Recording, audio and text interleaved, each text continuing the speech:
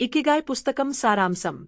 Ikigai అనే Japanese పదానికి అర్థం జీవితానికి కారణం లేదా నేడు జీవించడానికి ప్రేరణ అని చెప్పవచ్చు.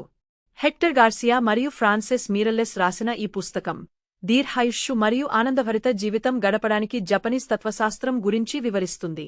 ఇకిగాయ్ ప్రధాన సూత్రాలు. 1. జీవిత లక్ష్యం కనుగొనడం. మన జీవితం అంటే ఏం? మనం ఎందుకు బతుకుతున్నాం? మన శక్తులను ఏ దిశగా వినియోగిస్తాం అనేది నిర్ధారించుకోవాలి.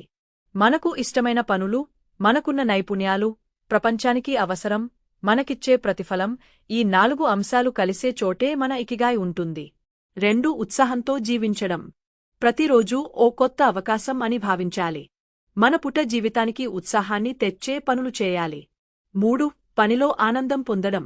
పని ఒత్తిడి లేకుండా మన ఇష్టమైన పనిని చేసి ఆనందించాలి. 4. మొనటాస్కింగ్. ఒకేసారి ఒక్క పనిపై దృష్టి సారించడం ద్వారా మన పనిని మెరుగుపరచవచ్చు. 5. సహజ జీవన శైలి. సమతుల ఆహారం, సరైన నిద్ర, వ్యాయామం మరియు మానసిక ప్రశాంతత అనేవి దీర్ఘాయుష్షుకు కీలకం. 6. సన్నిహిత అనుబంధం.